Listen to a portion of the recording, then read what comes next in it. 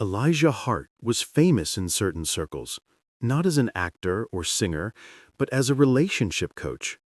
His book sold in the thousands, his podcast had listeners around the world, and his signature phrase was always delivered with calm confidence and a touch of cynicism.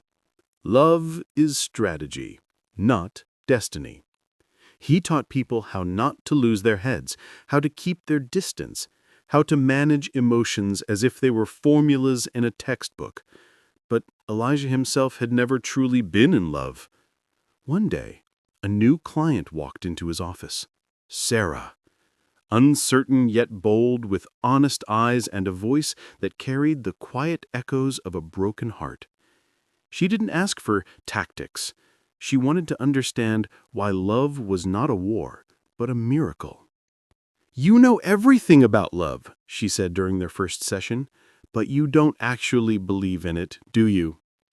He wanted to brush it off like always, but her gaze was too direct, like she could see right through him.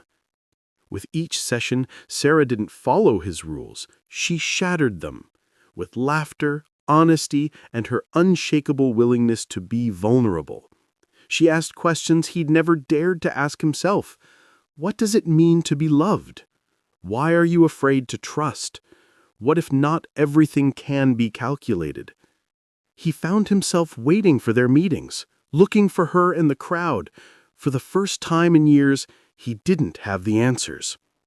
One afternoon, Sarah said softly, "You teach people how not to fall too hard, but I want you to understand, real love isn't strategy. It's a leap with no guarantee."